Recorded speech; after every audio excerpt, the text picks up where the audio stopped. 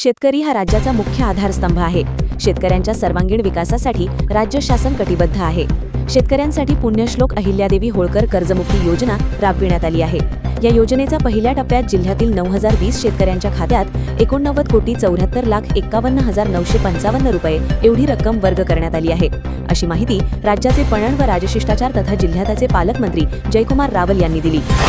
भारतीय स्वातंत्र्य दिनाच्या 80व्या वर्धापन दिनानिमित्त पालकमंत्री जयकुमार रावल यांच्या हस्ते धुळे जिल्हा पोलीस दलातील उत्कृष्ट व गुणवत्तापूर्ण सेवा बजावणाऱ्या अधिकारी व अंमलदारांचा सन्मान करण्यात आला.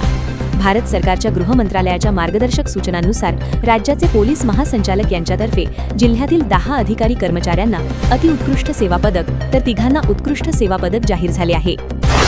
काँग्रेसचे नेते तथा लोकसभेतील विरोधी पक्षनेते राहुल गांधी हे 22 ऑगस्ट रोजी पुणे येथे विद्यार्थिनींशी संवाद साधणार असल्याची माहिती महाराष्ट्र काँग्रेसचे प्रदेश प्रवक्ते हनुमंत पवार यांनी पत्रकार परिषदेत दिली. यावेळी महाराष्ट्र काँग्रेसचे प्रदेश प्रवक्ते हनुमंत पवार, धुळे जिल्हाध्यक्ष युवराज करंकाळ, शहराध्यक्ष साबीर शेख, रमेश श्रीखंडे, आलोक रघुवंशी आदी उपस्थित होते.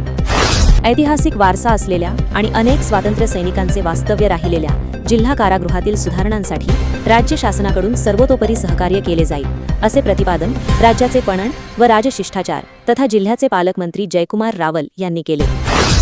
धुळे तालुक्यातील मुक्टी गावात घरफोडी करून सोने चांदीचे दागिने लंपास करणाऱ्या अटल चोरट्यांच्या टोळीचा तालुका पोलिसांनी पर्दाफाश केला आहे. सीसीटीव्ही फुटेज आणि तांत्रिक विश्लेषणाच्या आधारे पोलिसांनी जळगाव येथील 4 संशयितांना ताब्यात घेतले असून त्यांच्याकडून 49,000 रुपये किमतीचे चांदीचे दागिने आणि चोरीची दुचाकी हस्तगत केली आहे.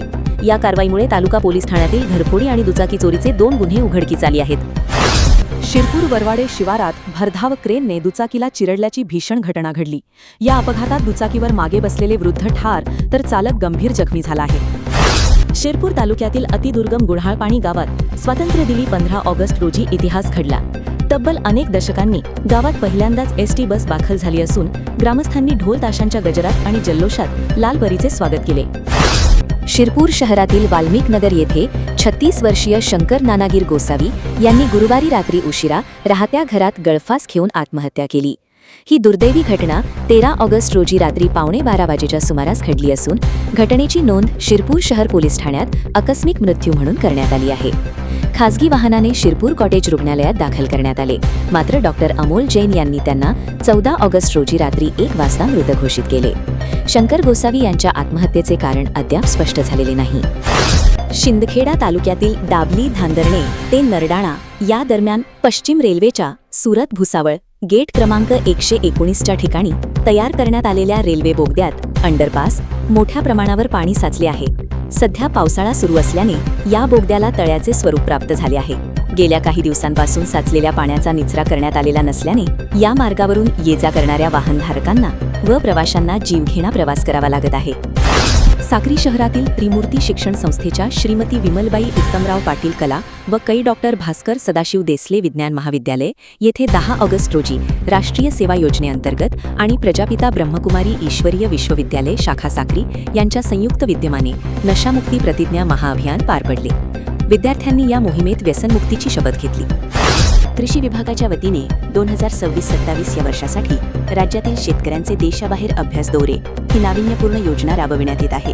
या उपक्रमाचा मुख्य उद्देश राज्यातील शेतकऱ्यांना आंतरराष्ट्रीय स्तरावरील आधुनिक कृषी तंत्रज्ञानाची ओळख करून देणे हा आहे. तुम्ही हा व्हिडिओ कुठून पाहत आहात?